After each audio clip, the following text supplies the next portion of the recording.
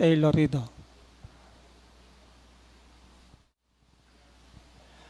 Ang biyaya at kapayapaan po mula sa ating Amang Diyos at mula sa ating Panginoong Kristo ang sumating lahat, mga minamahal na mga kapatid.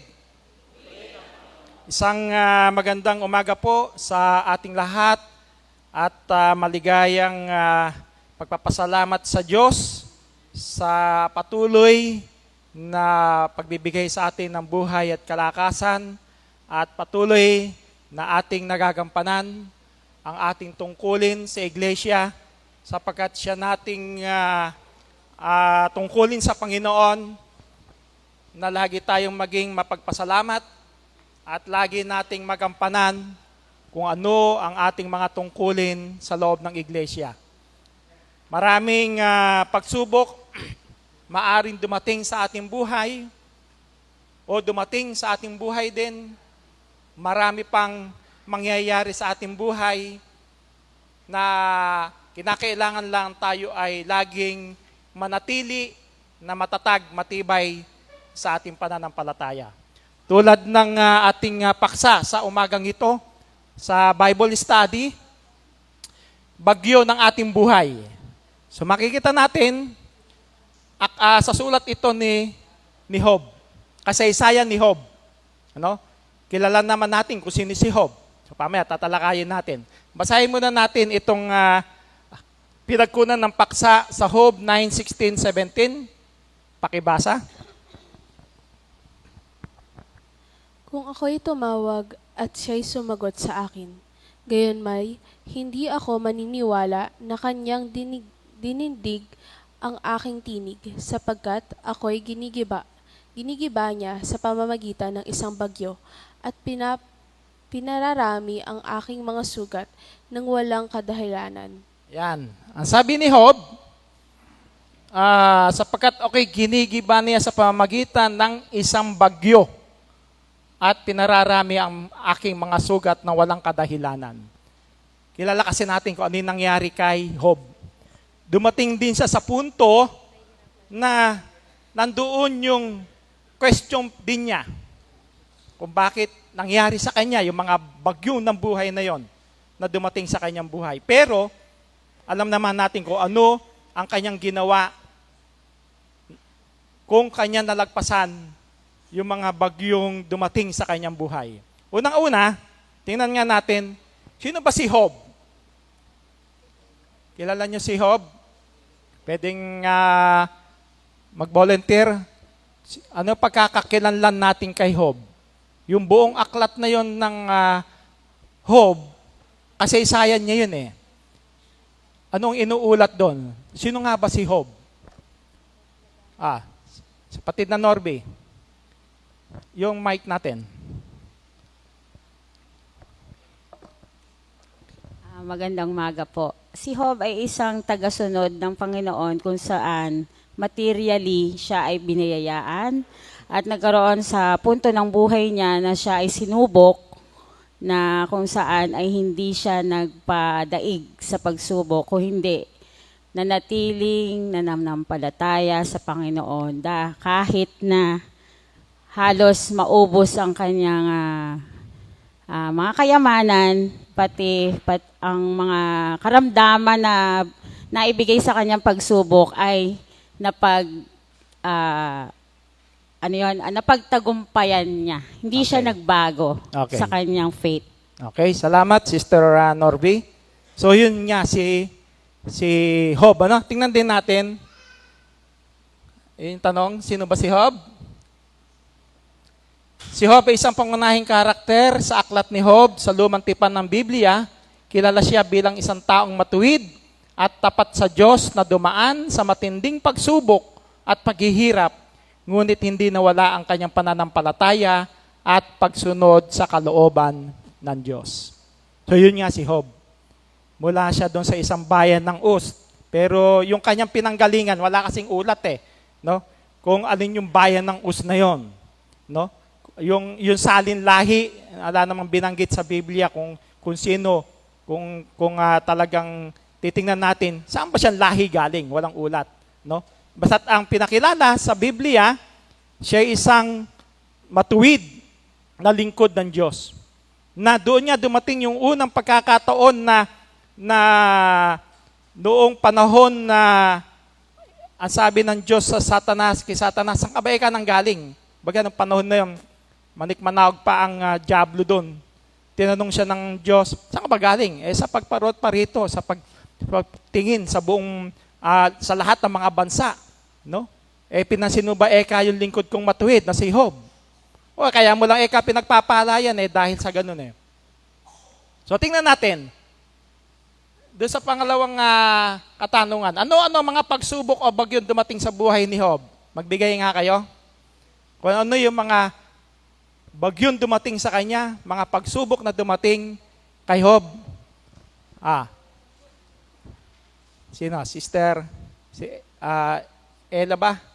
Diba Sister Ella? Ano po, namatay po yung mga anak niya or nawala po yung mga anak niya. Ayan. Namatay yung kanyang mga anak at nawala yung kabuhayan. Tama. Ano pa? Doon, Sister Blessy. Karoon na siya ng karamdaman na halos buong katawan niya ay nagkaroon ng sugat. Ayan. Bukol. Meron pa? Ano pa? Namatay yung kanyang sa kabuhayan, nawala, naghihirap siya, mga anak niya namatay, nagkaroon ng sakit. Meron pa? Sister Bing. Yung asawa niya, siya mismo yung nagsabi na talikuran niya na yung Diyos niya, tsaka Ayun. yung mga kaibigan niya. Ayun. So, yun yung mga dumating na mga pagsubok sa buhay. Isa-isahin natin ngayon. Tingnan natin. Pakibasa. Pagkawala ng mga ari-arian. Sa simula ng kanyang pagsubok, nawala kay Job ang lahat ng kanyang mga ari-arian. Ang mga alipin, mga hayop at mga saksi ng kanyang kayamanan ay nawala dahil sa mga salot at pagsalakay ng mga kaaway. Ayan. So yung pagkawala ng mga ari-arian niya, yung mga hayop, kasi yun ang pangunahing kabuhayan nun no? Mga hayupan. Yung una, yung sinamsam nung mga tulisan, yung kanyang mga hayupan, at pinatay yung kanyang mga tauhan. Isa lang ang itinira para mag-report kay Job. Yung pangalawa, tinamaan ng kidlat. Yung mga hayop, pati yung mga nag-aalaga, tinamaan ng kidlat na ngamatay, isa lang din ang tinira para mag-report kay Job. Ganun, sa ganoong paraan, nawala yung mga ari-arian ni Job. Makikita natin, yan ay kagagawan ng Diablo. May kapangyarihan ang Diablo sapagkat mayroong pinayagan siya dahil nga sinubok ng Diyos, pero tinutukso naman ng Diablo sa pamamagitan nung pag-alis ng lahat ng mga ari-arian at lahat ng kabuhayan ni Job. Ano yung pangalawa? Pagkamatay ng mga anak. Ang mga anak na lalaki at babae ay nagsisikain at nagsisiinom ng alak sa bahay ng kanilang kapatid na panganay. At narito, dumating ang malakas na hangin na wala sa ilang at hinampas ang 4 na sulok ng bahay at lumagpak sa mga binata at sila'y nangamatay. Ayan. Sa Job 1:18-19. Meron siyang, ilan nga yung anak ni Job? May nakatatanda? Ilan yung anak ni Job? Ha? Ilan yung anak ni Job? May nakatatanda kung ilan? 7 lalaki, ilang babae? 3 babae. So total 10. 10 ang mga anak niya namatay lahat sabay-sabay. Kasi nagkaroon ng isang kasiyahan doon sa nakaugalian na nila, sila magkakapatid. Nagkakaroon ng parang get-together. So, yung Siyam, nagpupunta doon sa bahay ng panganay. At doon sila nagkakasiya. At doon nga dumating yung isang malakas na hangin na ibinagsak yung kanilang bahay, natabunan sila, namatay lahat ng mga anak ni Job. Yun yung pangalawang pagsubok, bagyong dumating sa sa buhay ni Job. Ikatlo, karamdaman. Ba?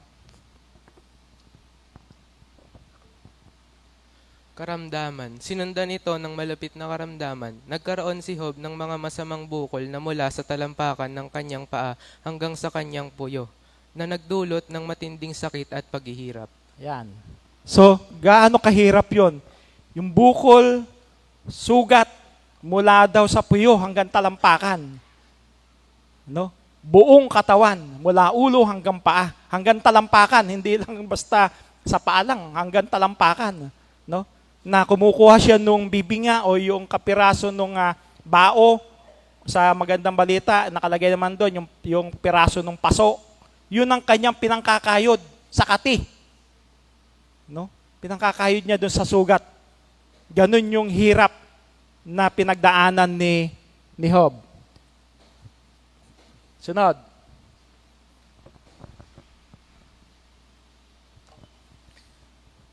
Paghina ng pagtitiwala ng kanyang asawa. Ang kanyang asawa ay nagbigay ng isang marubdob na reaksyon at iminungkahi niyang isumpa na lang niya ang Diyos at mamatay dahil sa matinding sakit at kalungkutan na nararanasan ni Job. Yan. Mismo yung kanyang asawa, pinanghinaan din ng pananampalataya. Siguro dahil na rin sa asawa niya, ayaw niya makita na naghihirap, itakwil mo na lang yung Diyos para mamatay ka na. Diba? So isa rin doon sa dinala ni Job na pagsubok sa kanyang buhay na mismo, pati yung kanyang asawa, humina yung pananampalataya at pinahihina rin yung kanyang pananampalataya sapagkat pinatatakwil sa kanya yung Diyos Di ba? Isang napakalaking bagyong dumating sa buhay ni Job. Sunod. Pag-akusa ng mga kaibigan. Ang tatlong kaibigan ni Job, Eliphaz, Bildad at Zophar ay dumating upang magbigay ng aliw, ngunit kalaunan sila ay naging mga akusador. Pinipilit nila ang mga kalamidad ay bunga ng kasalanan ni Job at siya ay nararapat sa mga paghihirap na ito. Yan. So, inakusahan pa si Job nung kanyang tatlong kaibigan. Ang layunin ng kanilang pagpunta kay Job, nang mabalitaan na ganun ang nangyari kay Job, para i-comfort si Job. Pero bandang huli, sinisi na nila.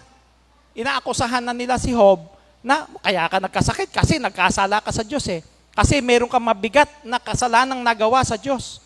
Sinisisi pa siya, inakusahan pa siya, pinaratangan siya ng kanyang mga kaibigan na dala ng kanyang matinding kasalanan sa Diyos, kaya siya ay pinahihirapan ng Diyos. Di ba? Nagkaroon sila ng maraming sagutan dun sa sunod ng mga talata ng Biblia, hanggang 42, chapter 42.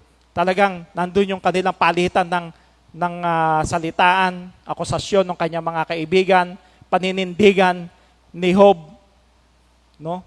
Na siya isang taong matuwid na lingkod ng Diyos. So yun yung mga pagsubok na dumating, mga bagyong dumating sa buhay ni Job. Tingnan natin ano yung naging reaksyon ni Job sa mga pagsubok o bagyong dumating sa kanyang buhay. Ano rin mga naging reaksyon niya doon sa mga pagsubok na yon? Una, doon sa pagkawala nung unang pagsubok, nawala yung kanyang mga hayupan, ninakaw, yung iba naman, namatay sa kidlat. Ano ang naging reaksyon niya ron? Ano ang naging sagot doon ni Job? Tingnan natin. Sa pagkawala ng mga ari-arian at mga anak, pagtanggap at pagluha. Nang mawalan siya ng lahat, sinabi ni Job, hubad akong lumabas mula sa tiyan ng aking ina, hubad din akong babalik doon. Ang Panginoon ay nagbigay at ang Panginoon ay kumuha. Purihin ang pangalan ng Panginoon. Ipinakita nito ang kanyang pagtanggap sa kalooban ng Diyos. Ayan. Tinanggap niya kung ano yung nangyari sa kanya. Di ba? Kasi nawala ng lahat Lahat ng kanyang kabuhayan. No? Lahat ng mga ari-arian niya, mga hayupan, ubos. Bagsak ang kanyang kabuhayan. Pero, tinanggap niya kung ano yung pangyayari na yun. Hindi niya sinisi ang Diyos. Kundi ano ang sabi? purihin ang pangalan ng Panginoon. Di ba? Dumating daw siya dito sa sanlibutan, walang dala, aalis siyang walang dala. Ang Diyos ang nagbigay, ang Diyos din ang may kapangyarihang kumuha. Ganun ang pag-iisip ni Job. Hindi niya sinisi ang Diyos kailanman. Bakit nawala ito? Bakit ako nagkaroon ng karamdaman? Hindi eh. Kundi tinanggap niya na maluwag sa puso niya at patuloy niyang pinuri ang pangalan ng Panginoon. Nung mawala yung kanyang mga anak, ayun na rin pala yun, doon sa mga anak. Dito naman, nung siya ay magkaroon ng karamdaman, nasagot kanina ni Sister Bing, ano ang sabi doon? Ngunit sinabi niya sa kanya, ikaw ay nagsasalita na gaya ng pagsasalita ng hangal na babae. Ano, tatanggap ba tayo ng mabuti sa kamay ng Diyos at hindi tayo tatanggap ng masama? Sa lahat ng ito ay hindi nagkasala si Job ng kanyang mga labi. Ayan. Tatanggap ba tayo ng mabuti sa kamay ng Diyos at hindi tayo tatanggap ng masama? Di ba? So, hindi pa rin nagkasala si Job. Pinakita niya na siya ay tapat na lingkod ng Panginoon. Na hindi nagkamali ang Diyos na ipagmalaki ng Diyos kay Satanas yung kanyang lingkod na si Job. Kasi kaya lang naman ito nangyari, di ba? Dahil dun sa pagsabi ni Satanas sa Diyos na kaya mo lang pinagpapala si Job, ay kaya ka lang niya pinaglilingkuran kasi pinagpapala mo siya. Di ba? Kaya noong sa dalawang pagkakataon na dumuon si Satanas, kinausap ng Diyos nung matapos na yung namatay lahat ng mga hayupan niya o ninakaw, pagkatapos yung kanya mga anak nagkaroon ng nangamatay lahat, no? Bumalik siya. Nag-usap ulit ang Diyos at ang Panginoon. Hindi mo ba nakita yung aking lingkod? Talagang kahit ano yung ginawa mo, kumbaga hindi siya natinag.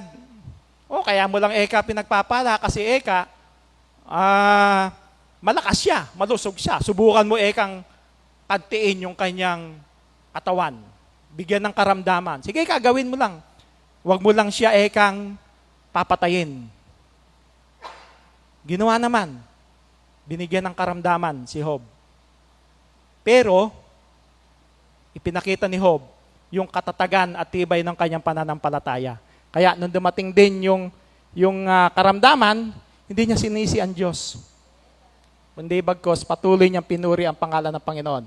Ano pa? Nangyari sa kanyang mga kaibigan. Nang matapos ang kanyang mga pagsubok at nalamang hindi siya pinaparusahan ng Diyos, pinakita ni Job ang isang pusong mapagpatawad. Pinatawad niya ang mga kaibigan na nag-akusa sa kanya. Ayan, pagpapatawad sa kanyang mga kaibigan. Sa kabila ng maraming akusasyon, masasakit na salitang binitawan ng 3 kaibigan niya sa kanya, pinatawad niya. Di ba? Dumating pa nga sa punto na mismo ang Diyos ang nagalit sa 3 kaibigan ni Job.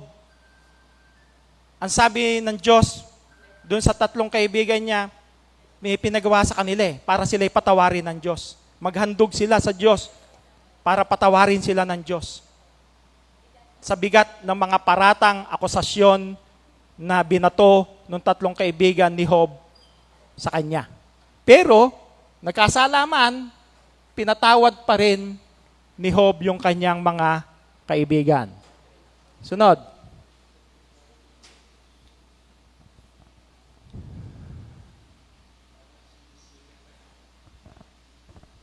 Pag-asa at pananampalataya. Kahit na dumaan siya sa matinding pagsubok, hindi nawalan ng pag-asa si Job.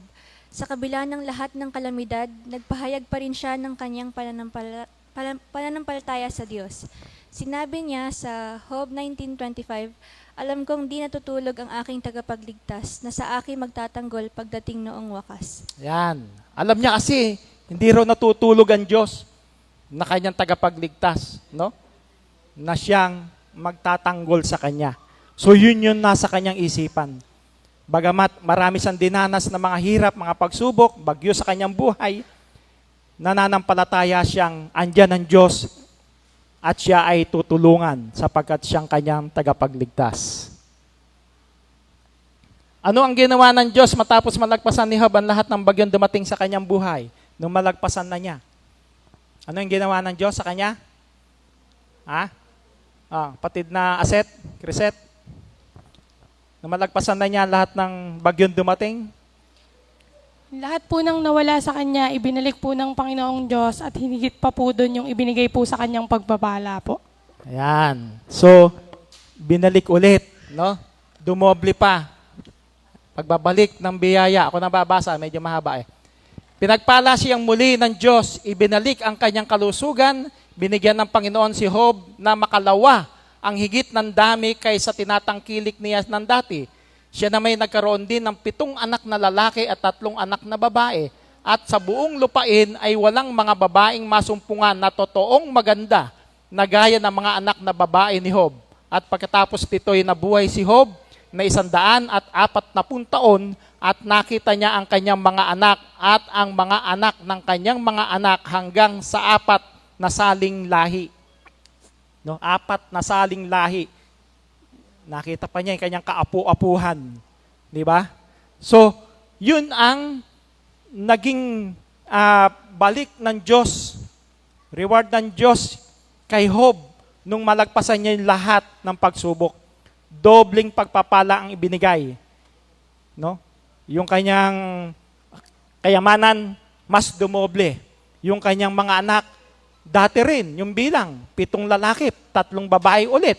Pero mas magaganda. Kaya mas higit talaga yung pagpapala ng Diyos na ibinigay at pinagkaloob ng Diyos kay Job nung malagpasan niya yung bagyo sa kanyang buhay. Na hindi niya pinagpalit yung kanyang pananampalataya sa mga pagsubok na dumating na yon. No? Kung dumating man ang maraming bagyo sa ating buhay, sa atin naman, sa panahon natin, apply natin ngayon. Kasi ang paksa natin, bagyo ng ating buhay. So ipinakita lang natin yung isang halimbawa na dumaan sa ganung napakalaking, napakabigat na pagsubok na dumating kay Job. Ngayon, i-apply natin sa panahon natin. Kung dumating man ang maraming bagyo sa ating buhay, magiging daan ba ito upang tayo ay panghinaan ng pananampalataya? Kay Job, kumbaga, limas. Kabuhayan, limas. Mga anak, limas. Walang natira. 0-0. Diba?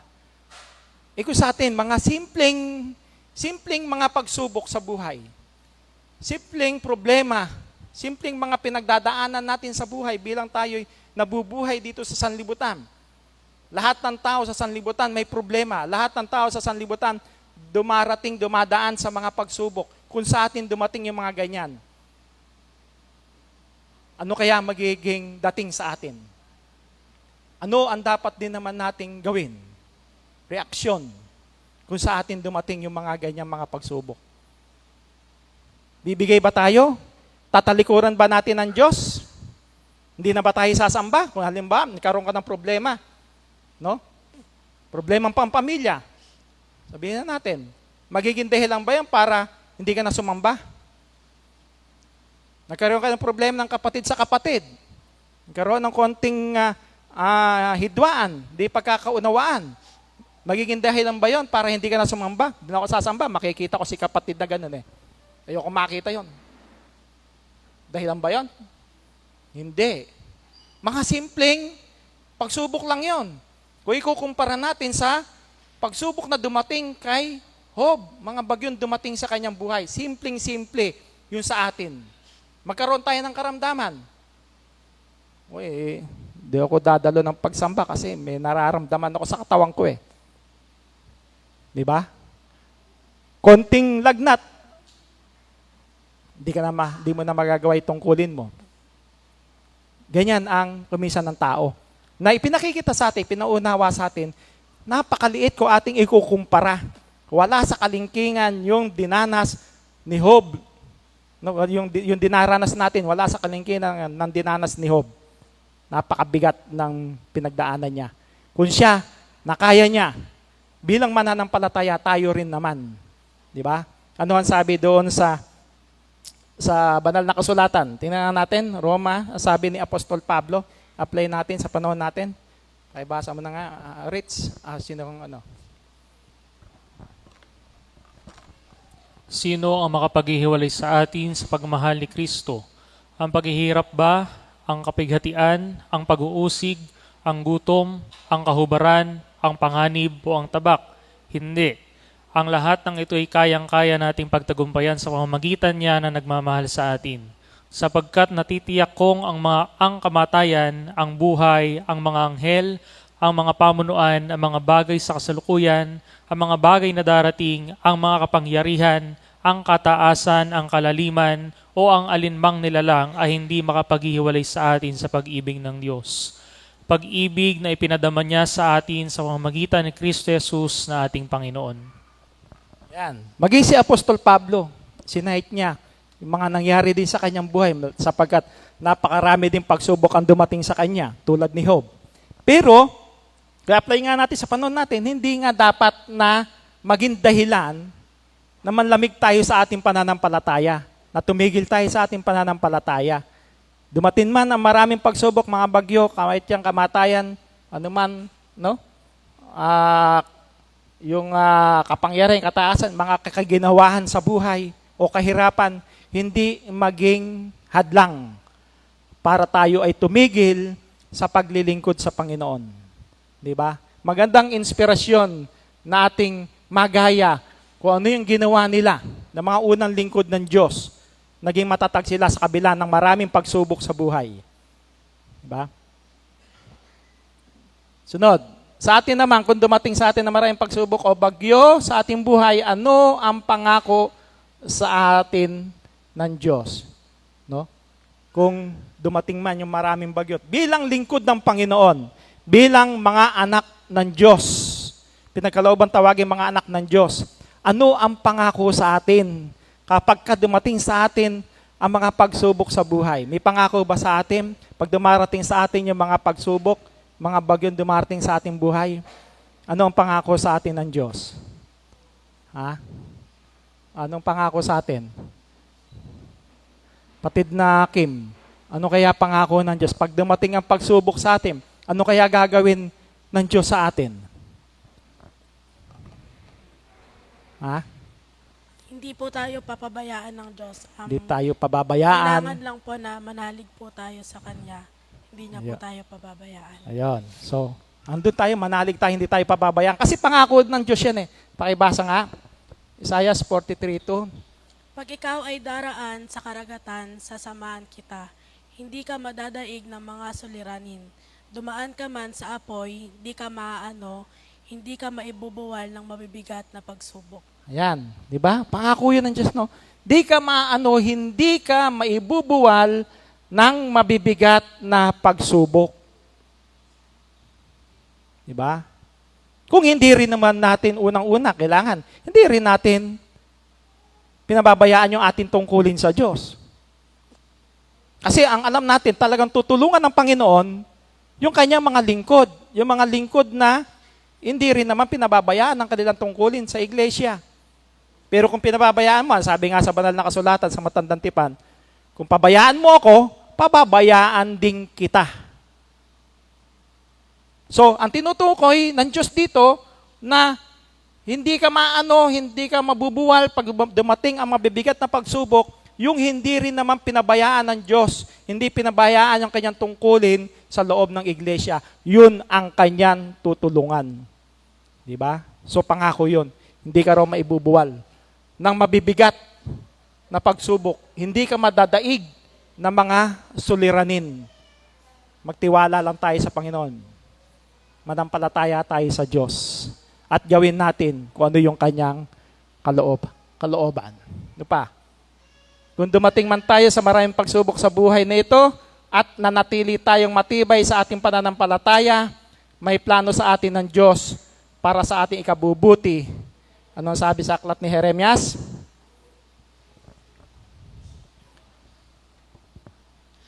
Ako lamang ang nakakaalam ng mga panukalang inihahanda ko para sa ikabubuti ninyo at para dulutan kayo ng pag-asa sa hinaharap. Yan. Alam ng Diyos yun. For I know the plans I have for you, declares the Lord, plans for peace and not for evil, to give you hope and a future. Siya ang nakakaalam ng lahat ng mga bagay sa atin. Di ba? Kaya talagang kinakailangan lang kung dumating man sa ating maraming pagsubok, manampalataya tayo sa Diyos na tayo'y kanilang tutulungan. At daigin natin, kasi kung minsan tayo nadadaig ng ating sarili. Di ba? Yun ang unang-una nating kalaban, ang sabi ni Apostol Pablo di ba? Yung sarili din natin ang una nating kalaban Kaya ano ang sabi ni Apostol Pablo? Hinahampas ko, sinusupil ko ang aking sarili. Baka sakali mang daw anong paraan makita siya doon sa ganung mga pagkakamali.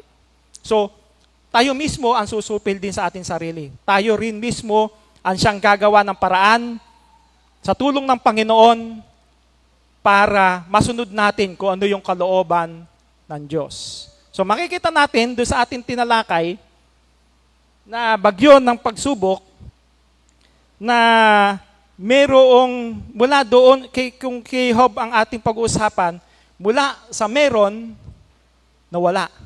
Mula sa mabuting kalusugan, nagkaroon ng karamdaman. Pagbagsak ang dumating sa kanyang buhay. Pero, napagtagumpayan niya yung lahat ng bagay na yon. Makikita rin natin ang isang panig pa, hindi lang isang side Yung isang side pa, marami naman, tulad ng alibughang anak. Yung alibughang anak, dati, wala naman siyang kayamanan Magulang niya, may kayamanan. No? So umaasa lang sa kanyang magulang. Pero nung ibigay na ng magulang niya ang mana niya, ibinigay yung kayamanan sa kanya, mula sa wala, umaasa sa magulang, binigay sa kanya yung kayamanan, ano ang ginawa niya sa kayamanan? Mula sa wala, nagkaroon, ano ang ginawa niya? Napariwara ang buhay. Ginamit sa masamang bagay, sa bisyo, sa babae, sa lahat, nakalimutan ng Diyos. Kaya makikita natin na ang tao maaring tuksohin ng dyablo tulad nung ginawa, yung kung ating pag-usapan, tukso, pagsubok, magkaiba yon. Yung tukso galing sa dyablo. Tukso, ang layunin ng tukso, kaya tinutukso para pahinain ang pananampalataya mo, para talikuran mo ang Diyos. Di ba? Ang pagsubok, ang Diyos ang siyang sumusubok para patataking ka panlalo sa iyong pananampalataya. Kaya, kung sa dalawang klase ng tuksong ginagawa ng dyablo, maring ang tao, ibagsak niya para kalimutan mo ang Diyos. Maaring ang tao, tulad ng ginawa niyang panunukso sa ating Panginoong Kristo, nakikita mo ba yung umakyat sila sa bundok? Natatanaw mo yan. Lahat ng natatanaw mo na yan, kayamanan, lahat ng kaluwalhatian yan, lahat ng yan, ibibigay ko sa iyo. Magpatira pa at sambahin mo lang ako. Ibibigay daw. Ibig sabihin, nagbibigay. Ang dyablo, kung i-apply natin sa panahon natin, wala tayo.